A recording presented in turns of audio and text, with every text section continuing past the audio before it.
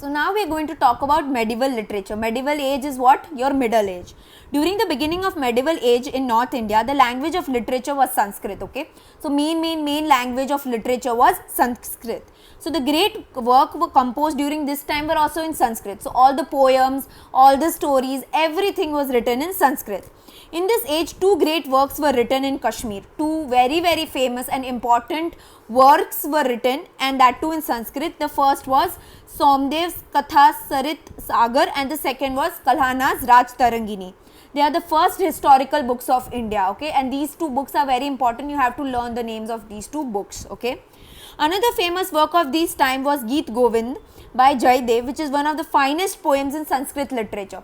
So one of the best poems written in Sanskrit literature was by a poet called Jaydev, and he wrote poem in Sanskrit and it was known as Geet Govind.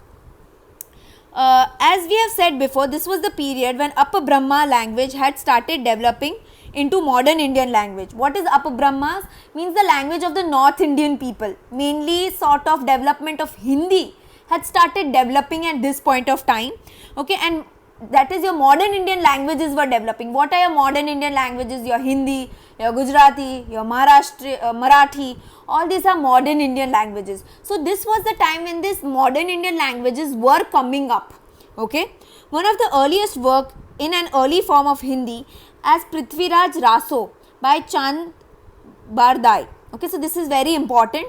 One of the best works in Hindi was Prithviraj Raso. It was the story of Prithviraj Chauhan, as you all know, of Ajmer, okay. He was a great Rajput warrior. So this Prithviraj Raso was written by Chand Bardai.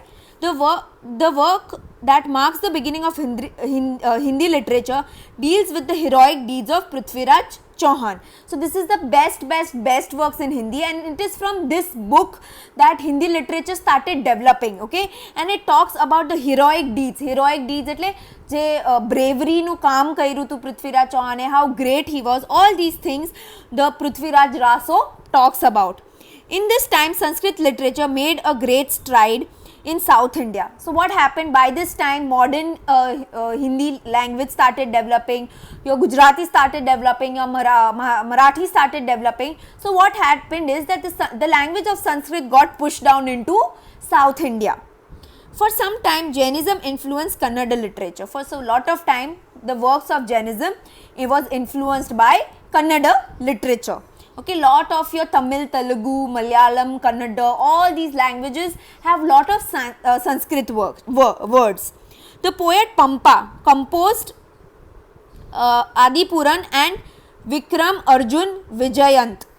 Okay, so the poet Pampa, there was a poet whose name was Pampa, and he wrote two best poems, and that is Adipuran and Vikram Arjun Vijayant.